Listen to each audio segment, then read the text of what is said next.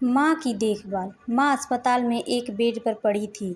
अस्पताल के बरामदे में उसके 2 बेटे और एक बेटी चिंता में टहल रहे थे। भाई बहन को अपनी माँ के लिए सेहत की चिंता तो थी, लेकिन उससे भी ज़्यादा चिंता इस बात की थी कि माँ को अब अपने साथ रखेगा कौन।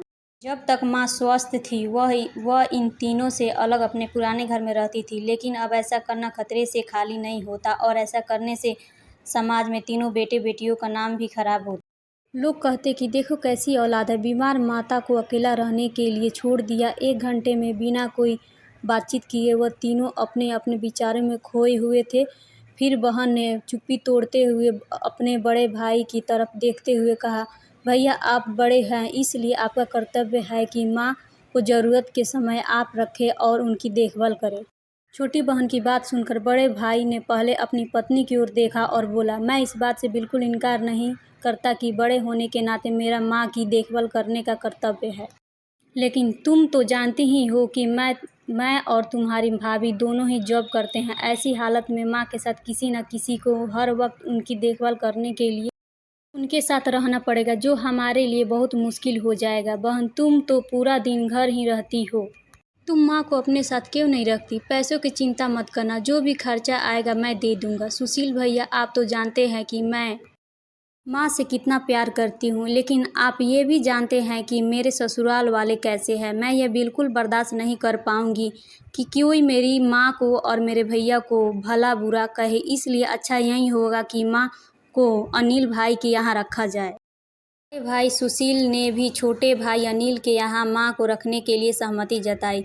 आप यह कैसी बातें कर रहे हो? क्या आपने नहीं देखा कि माँ कभी भी मेरे घर 2 दिन से ज़्यादा नहीं रही? उसका मेरे यहाँ मन लगता ही नहीं, फिर कैसे वह इतने दिन मेरे घर रह पाएगी? भाई ने अपनी असहमति जताते हुए कहा।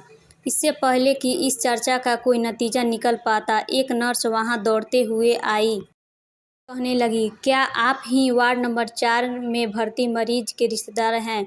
आपको डॉक्टर साहब अंदर बुला रहे हैं। सभी घबरा गए और दौड़ते हुए डॉक्टर के पास पहुंचे। डॉक्टर ने उनसे हाथ जोड़ते हुए कहा, सॉरी, मैं आपकी माताजी को नहीं बचा पाया। डॉक्टर की इस खबर ने सबके चेहरे पर झूठी मूठी दुखी की परत को चढ़ा दी थी।